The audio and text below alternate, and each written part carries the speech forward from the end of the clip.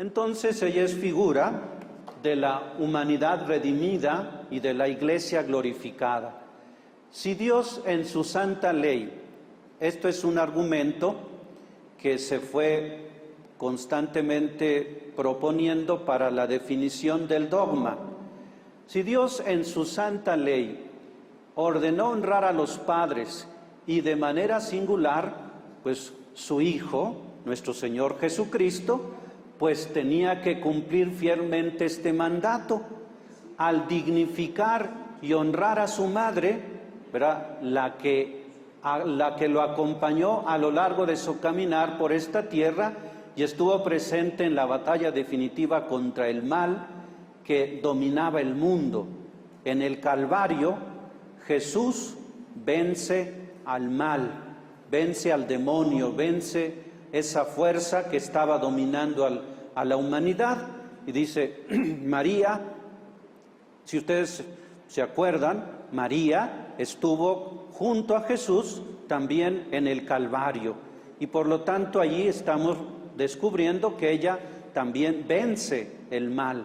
Por lo tanto, lo que nos está diciendo, ¿verdad?, la enseñanza de la Iglesia es que, pues así como todos nosotros tenemos la obligación de honrar a nuestros papás, de cuidarlos, de apoyarlos, pues entonces nuestro Señor Jesucristo la honró a su madre de una manera muy singular, no solamente aquí en la tierra, pues porque ella seguramente que inclusive el Evangelio de San Lucas dice, le estuvo sujeto, estuvo muy en obediencia a sus padres, ¿verdad? Pero también en el destino último. En el destino último ella recibe la honra, ¿verdad?, de aquel que es su hijo, ¿verdad?, y que bueno, pues tiene el poder para glorificarla.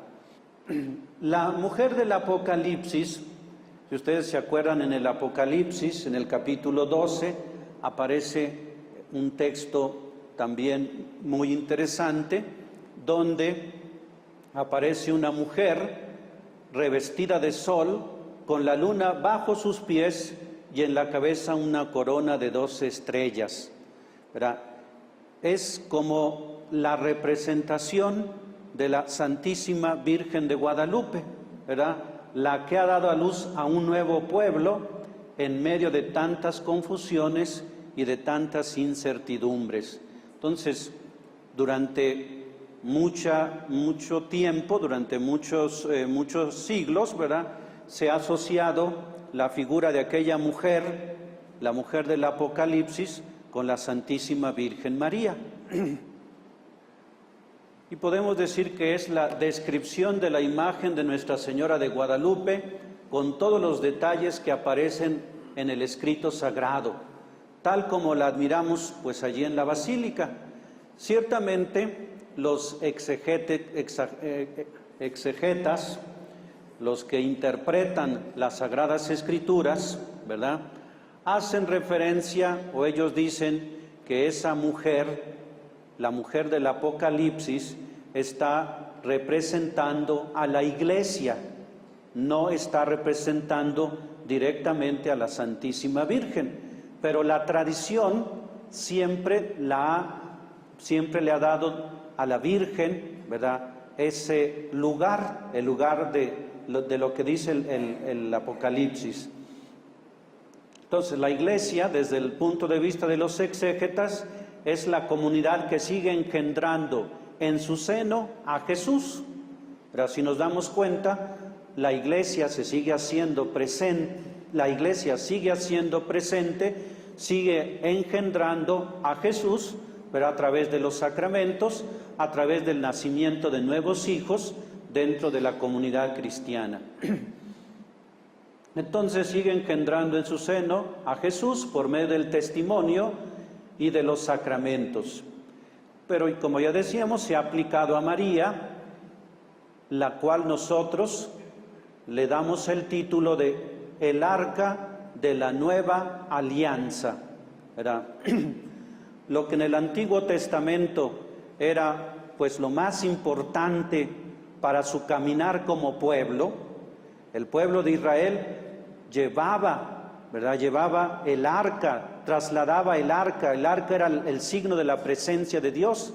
¿Por qué? Pues porque ahí estaba dentro de esa arca la enseñanza, lo que Dios había querido revelar a su pueblo. Bueno, pues esta arca, ¿verdad?, para nosotros es la Santísima Virgen María,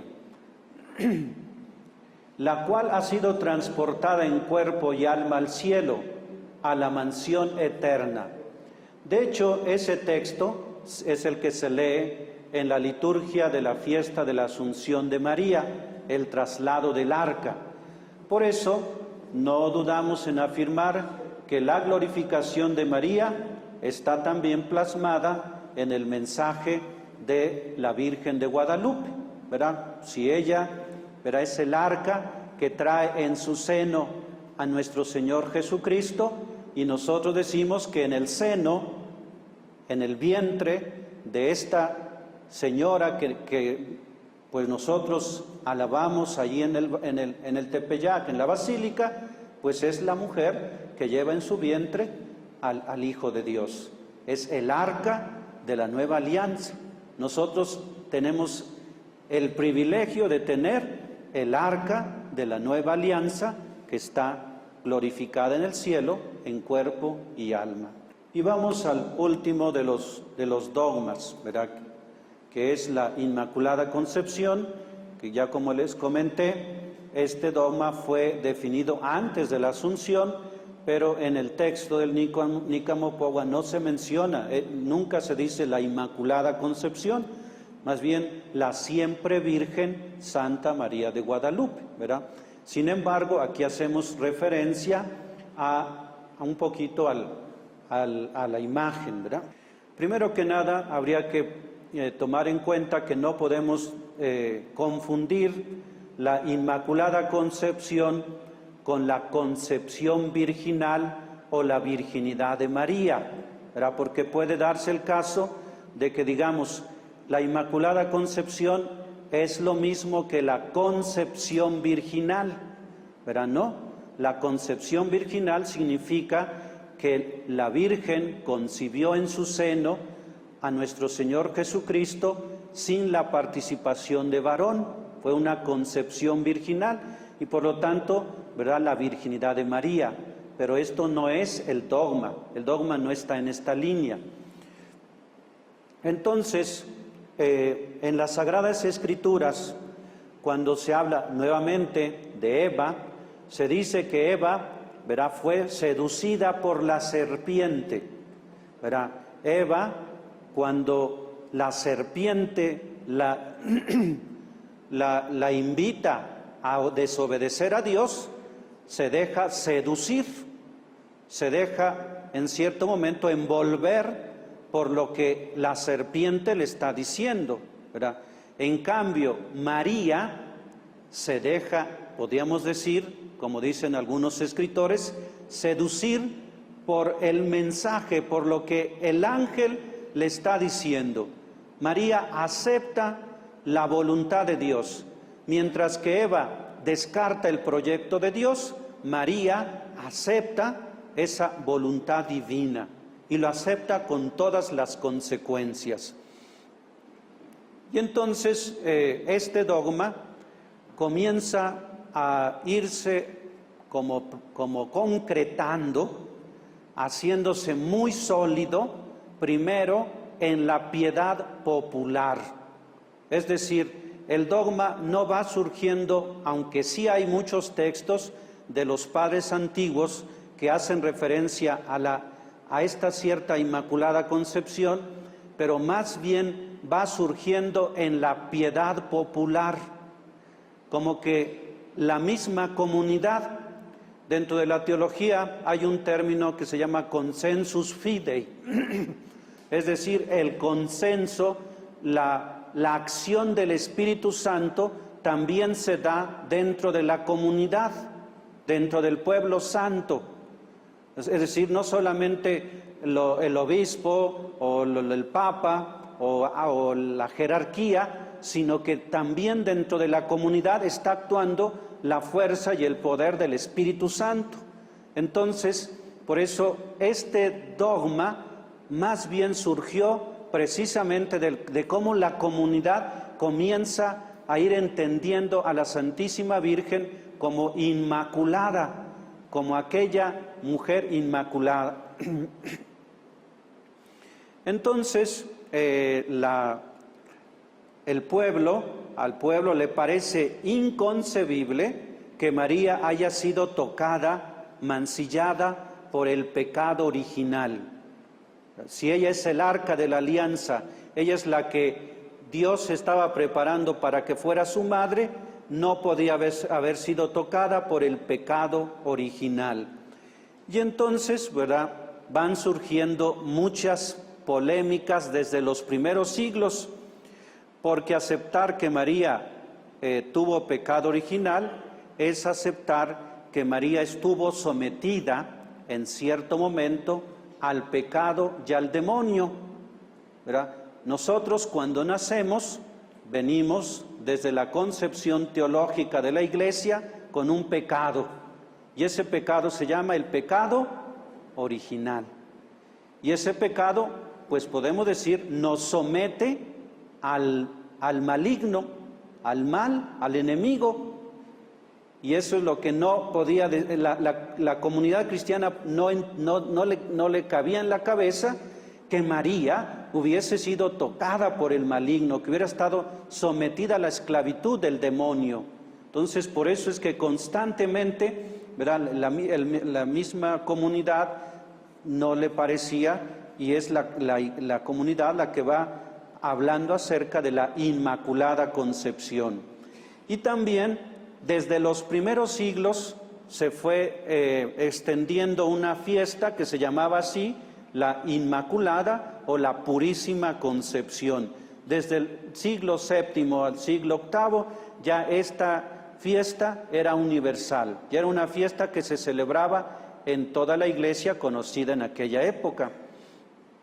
Y aunque los papas no habían definido el dogma, como que no tenían todavía los elementos para definir el dogma, tampoco lo contradecían, tampoco excluían la fiesta.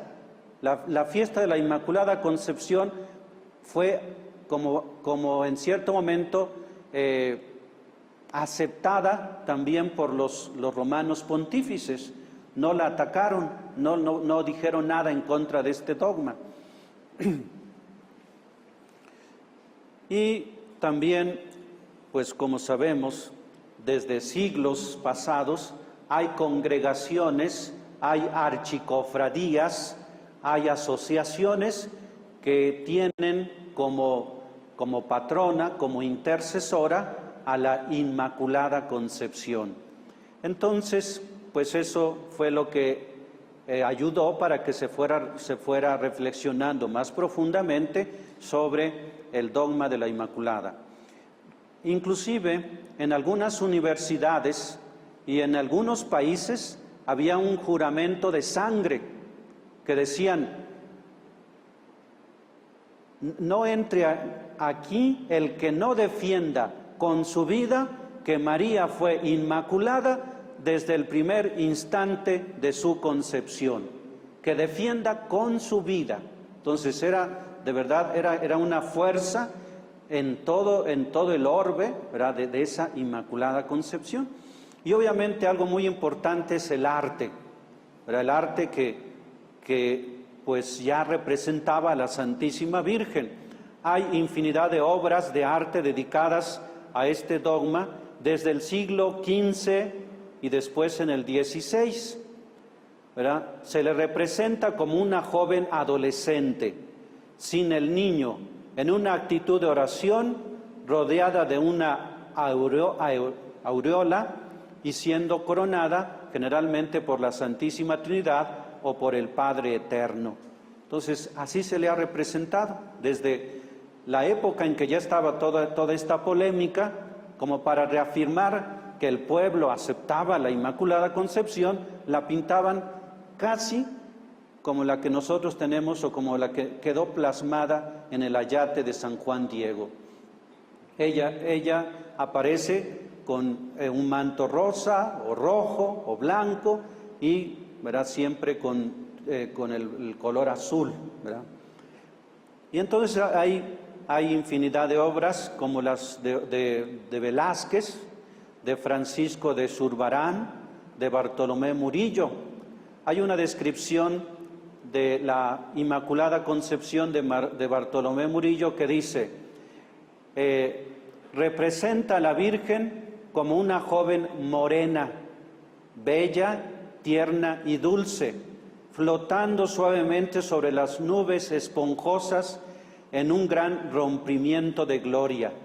Está vestida con túnica blanca y manto azul, con las manos juntas sobre el pecho en actitud de plegaria y la cabeza suavemente ladeada mirando al cielo.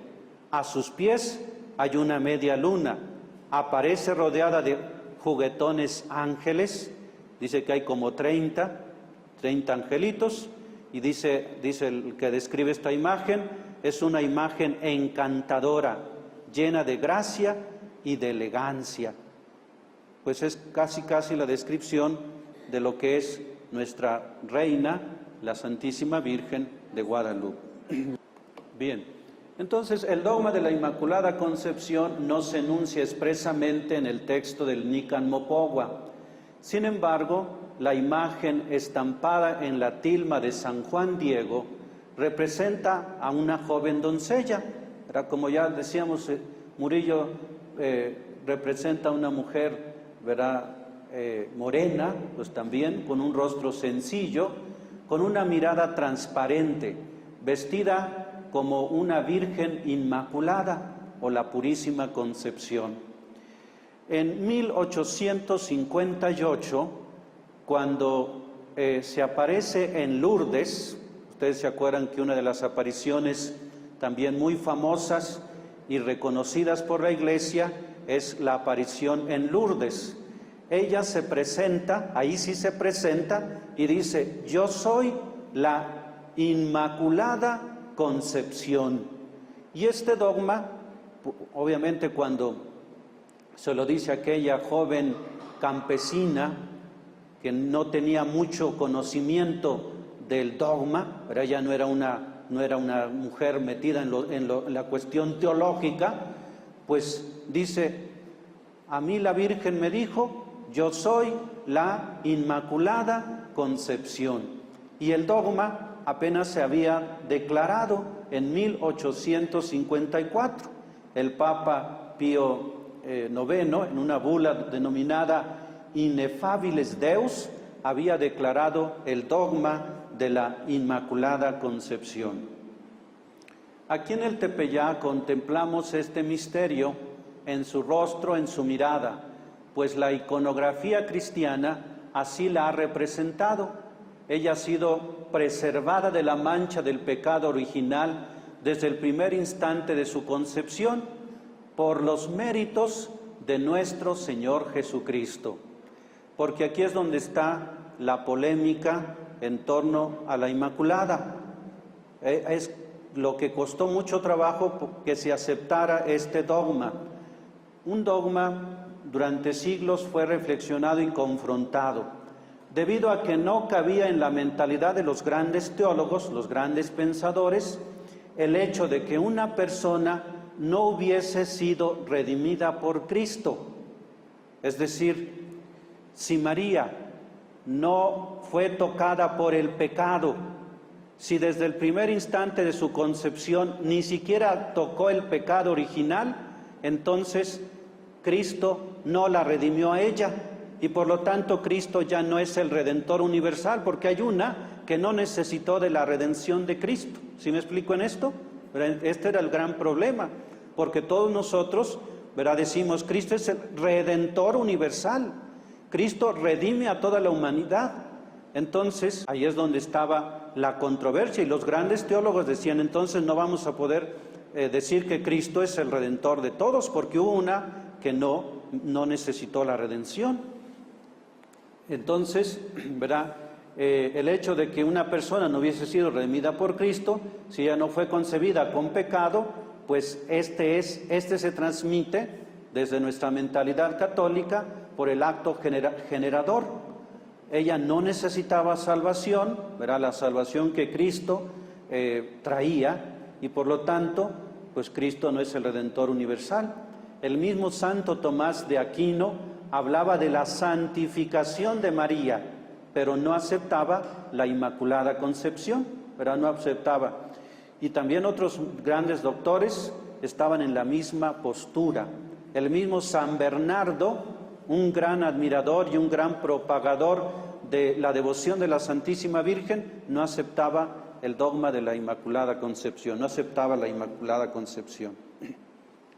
Fue un teólogo franciscano llamado Juan Duns Scoto quien logró un argumento convincente: la redención preservativa.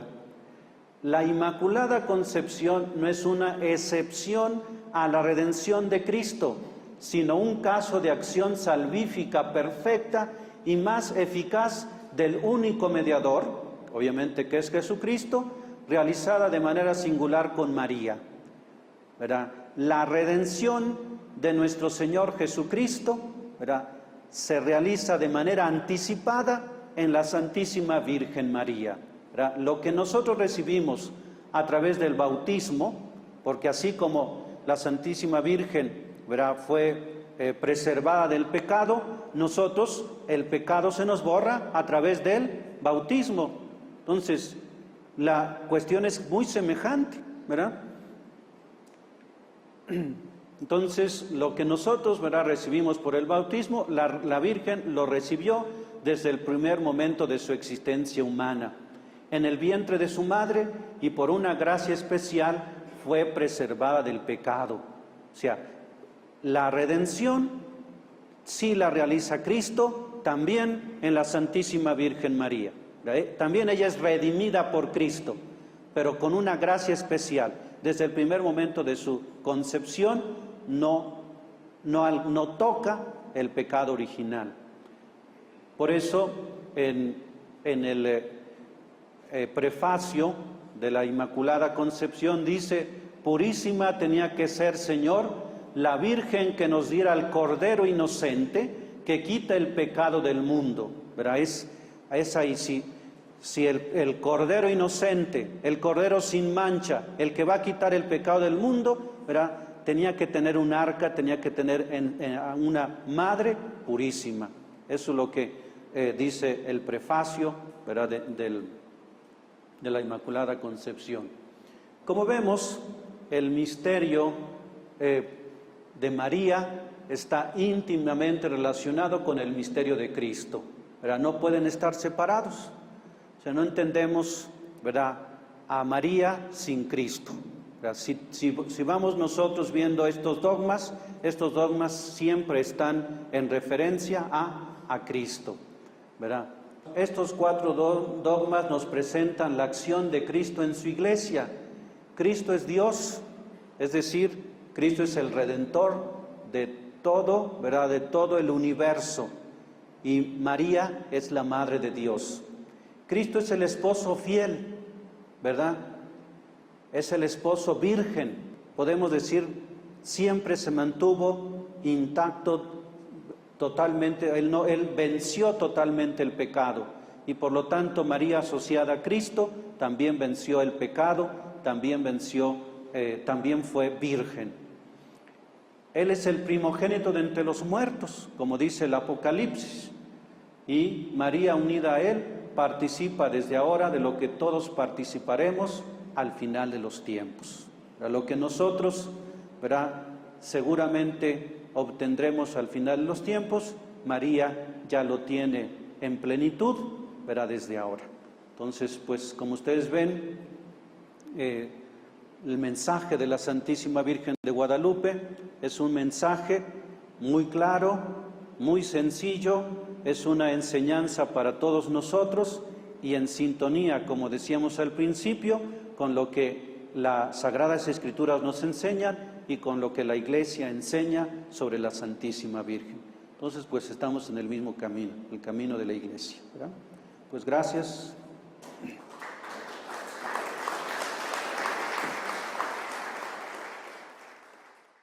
El bautismo nace con la persona del bautismo cristiano. El bautismo de nosotros nace con Jesús, es decir, Jesús es el autor del bautismo. Y este bautismo se da precisamente con la venida del Espíritu Santo. Cuando llega sobre los apóstoles son ungidos por el Espíritu Santo y ellos se convierten en aquellos que van a ungir después a los demás, porque ellos son los que van a iniciar el bautismo. Nuestro Señor Jesucristo no bautizó a nadie, ¿verdad? La acción del Espíritu Santo se da en Pentecostés y obviamente tampoco la Santísima Virgen fue bautizada, ¿verdad? Lo que la Iglesia va reflexionando y lo que la Iglesia después pone ya como enseñanza oficial, ya es una reflexión de siglos posteriores, ¿verdad? Los primeros siglos, pues no hay todavía no hay 7 sacramentos, no hay un rito propio para el bautismo, ¿verdad? Sino esto se va dando a lo largo después de los siglos, ya cuando la Iglesia va estructurando, ¿verdad? toda su visión también como colaboradora en la obra salvífica de Cristo.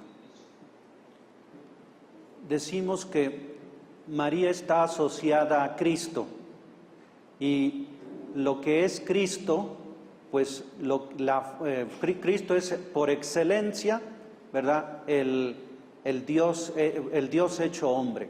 Entonces, si decimos que hay maternidad divina, es porque creemos que Jesucristo es Dios. Creemos que es Dios. Entonces, por eso, ¿verdad? Decimos hay una maternidad divina. Si no hubiera esa encarnación del Hijo de Dios, pues no diríamos que María es Madre de Dios.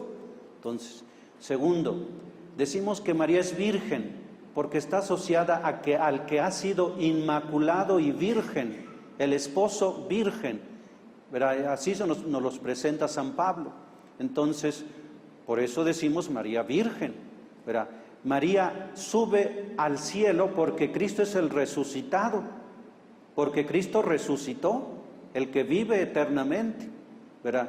Y María es inmaculada porque al igual que Cristo venció el pecado. Entonces la asociación, lo último que digo es, no entendemos a María sin Cristo.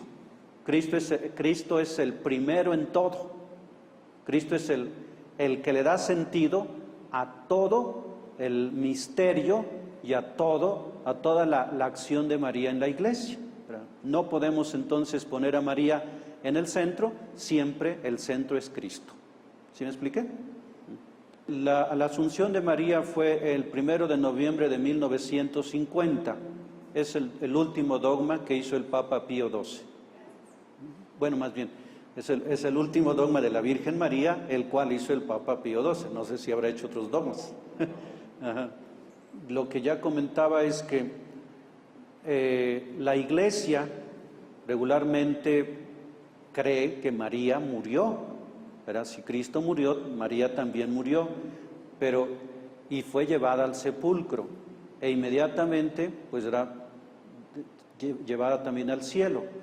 Como todo lo que es misterio de nuestra fe, pues no lo podemos afirmar de una manera, ¿verdad? Así, exacto. No podemos decir, no, sí se murió o fue inmediatamente, ¿verdad?, arrebatada al cielo.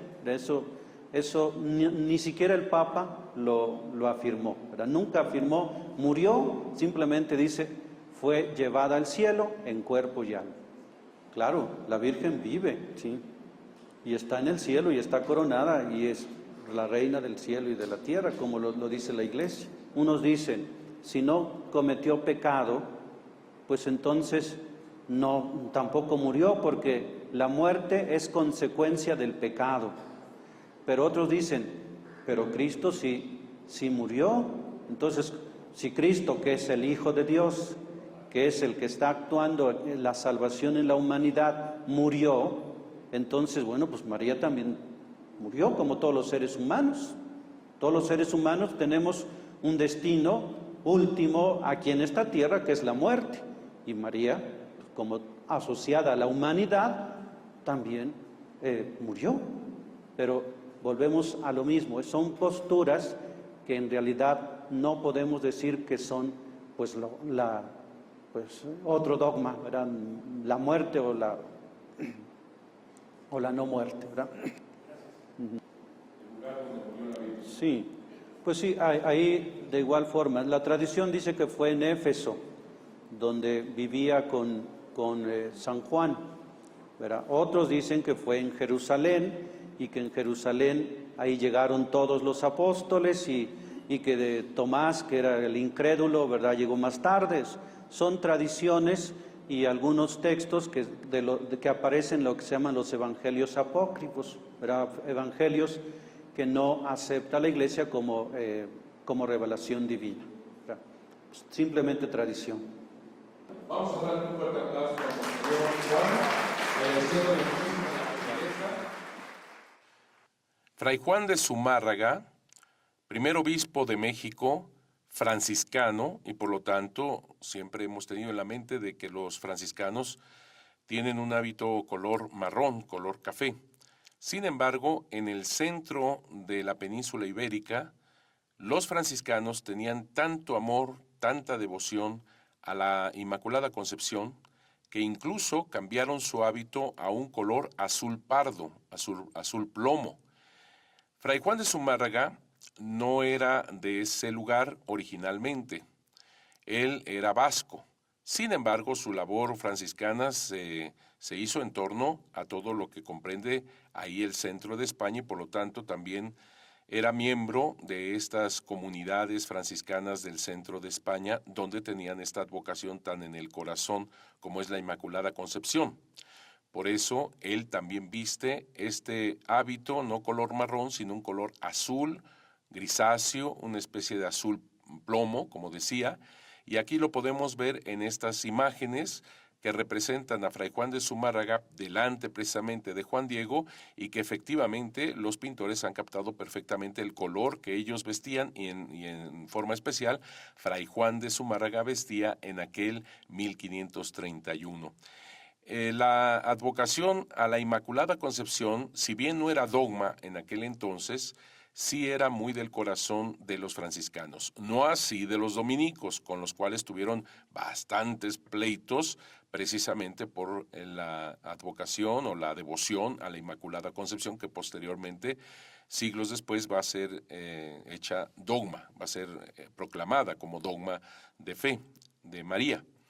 Pero es muy interesante este punto, ya que la Virgen de Guadalupe efectivamente se aparece con toda la iconografía de la Inmaculada Concepción, que fue tomada de Apocalipsis capítulo 12. Una mujer vestida de sol, con la luna bajo sus pies, está a punto de dar a luz. Esa iconografía es tomada por los artistas para representar la Inmaculada Concepción. Incluso en muchas Inmaculadas Concepciones ponían el manto azul lleno de estrellas que cruzaba el cuerpo de María. Con esto trataban los artistas de manifestar cómo María le pertenece al cielo, por decirlo de esta manera. La cubría con el cielo, la cubría con su sombra. Es una manera de representar, pues, la Inmaculada Concepción. Y en María de Guadalupe es una mujer Inmaculada Concepción por esta iconografía de Apocalipsis 12, sin embargo el manto no la cruza, sino que está desplegado a sus lados, pues es una carta con todos estos adornos, que muchos de los españoles así lo decían, adornos, arabescos, pero que nosotros a la comparación con los códices indígenas captamos que son glifos, es decir, es un códice, es una carta de amor. Si vemos, por ejemplo, estas flores no van conforme a los pliegues del vestido de la Virgen de Guadalupe, sino que están encima. Es como si alguien hubiera escrito, por decirlo así, encima de la imagen. Así están. Claro, pasan inadvertidos como códice, no así como adorno, que para esto simplemente se veía como un adorno. Sin embargo, los indígenas leían toda la imagen. Es una carta de amor, toda la imagen. No solamente esos glifos, sino también las nubes, la misma luna, el angelito, los colores del ángel, etcétera, etcétera. Todo les habla a ellos. Pero es una Inmaculada Concepción también desde el hecho de que ella se aparece precisamente el sábado 9 de diciembre. Así que estamos en la octava de la Inmaculada Concepción. Recordemos que ella se aparece el sábado 9, 10, el 11 no se aparece porque se le olvidó a Juan Diego la cita con la Virgen de Guadalupe por la preocupación que tenía con su tío Juan Bernardino, que estaba gravemente enfermo y buscaba un doctor. Y después el 12, que es el día más importante. Pero estamos en esos 4 días, que los 4 días de las apariciones de la Virgen de Guadalupe, nada menos que está en la octava de la Inmaculada Concepción. Así que tiene la iconografía, según los artistas lo tomaban de Apocalipsis 12, y también tenemos con que ella se aparece precisamente en la octava de la Inmaculada Concepción. Y todavía más. Los españoles, precisamente para distinguirla con la guadalupana de Extremadura, España, la llamaban la Purísima Concepción, la Limpia Concepción Guadalupe, la Purísima Guadalupe. Es decir, ellos captaban perfectamente de que la imagen de la Virgen de Guadalupe estaba bajo la iconografía de una Inmaculada Concepción. No así la guadalupana de Extremadura, que es totalmente otra iconografía. Así que para los españoles era más sencillo distinguir de cuál Guadalupe están hablando cuando le hablan Inmaculada Concepción, Purísima Concepción, Limpia Concepción, Guadalupe, se están refiriendo evidentemente a la guadalupana del Tepeyac. Así que efectivamente tenemos en Santa María de Guadalupe este dogma tan importante como es la Inmaculada Concepción, que viene a complementarse perfectamente con el mismo libro de Apocalipsis, pero ahora en el capítulo 21, cuando se habla de la Nueva Jerusalén. Cuando Dios quiere hacer su morada en medio de nosotros, y precisamente ahí está la imagen de iglesia como esta novia que viene a desposarse, etc. Es una iconografía preciosa y que efectivamente es la Virgen de Guadalupe quien está representando con más pureza esa iconografía y ese dogma maravilloso y profundo de la Inmaculada Concepción, ya que ella es la Madre de Dios como dogma, la siempre Virgen María, como ella también se presenta como dogma. Ahora tenemos la Inmaculada Concepción.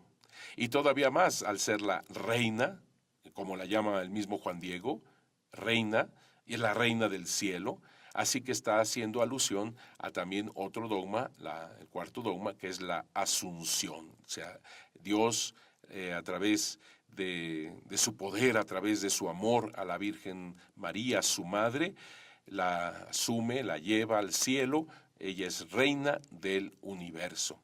Así que están implícitos todos los dogmas de María en Santa María de Guadalupe, pero ahora estábamos hablando concretamente de este dogma de la Inmaculada Concepción con respecto a Santa María de Guadalupe. Creo que con esto queda complementado y queda muy claro este gran misterio en María de Guadalupe que se nos manifiesta. Es una inculturación perfecta, no cabe duda.